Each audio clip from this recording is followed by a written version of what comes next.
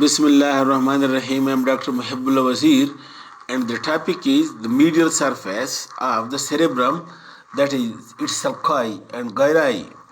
Note, the medial surface is flat, and the most prominent feature on the medial surface, you can see this bundle of fibers. This is the corpus callosum, which originate from one cerebral hemisphere and connect with the other cerebral hemisphere.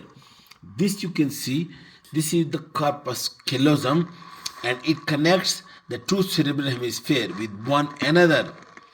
In the concavity of the corpus callosum, you can see this septum membrane, septum pellucidum. This one. Superior to it, you can see this sulcus. This is callosal sulcus or sulcus of the corpus callosum. And superior to the callosal sulcus, this big gyrus which extends from over here, from behind the interior end of corpus callosum, and then extend posteriorly. This whole gyrus, look, this one, this is this cingulate gyrus. And the cingulate gyrus is being superiorly bounded again by this sulcus, which is called a cingulate sulcus. Above that, over here, superior to the anterior part of the cingulate gyrus, this part is called as the medial frontal gyrus. This medial frontal gyrus, it is continuous with the superior frontal gyrus and the superolateral surface. This is superior frontal gyrus, while this is the medial frontal gyrus. Note the point. Continuous with one another. And then you look over here, please. Then you see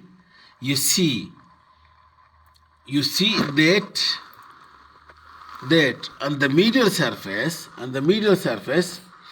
only one sulcus that comes on the medial surface. Look, only one sulcus that come on the medial surface, that is the central sulcus. It overlap or over here, this central sulcus.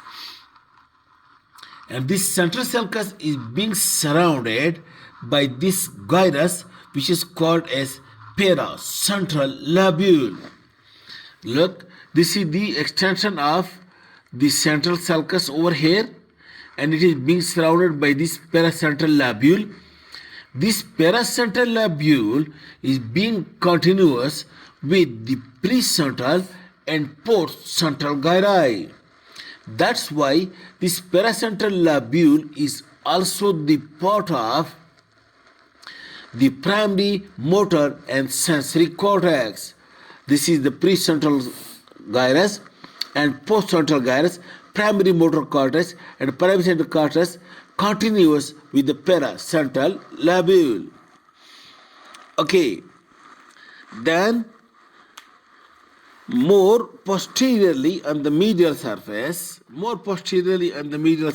look, over here you can see a oblique sulcus. This is parieto-occipital sulcus, which also overlap onto the superolateral surface. This parieto-occipital surface separates this parietal lobe from the occipital lobe. And anterior to this parietal occipital lobe, look, there is again one small gyrus, and this small gyrus anterior to the parietal occipital sulcus, that is called as precuneus. While the part of the occipital lobe posterior or behind the parietal occipital sulcus, it is triangular in shape, and that is being called as cuneus. The cuneus is bounded on one hand by this parieto-occipital sulcus, and at another side by this calcareous sulcus. You can see this too. Look over here, please. This is parieto-occipital sulcus, and this is calcareous sulcus. If you follow them, The two sulci unite with one another and have a common step. That's why the parieto occipital, this one, and calcareous sulcus, it combining make in the form of word Y. This is the stem of the Y, which is common to both.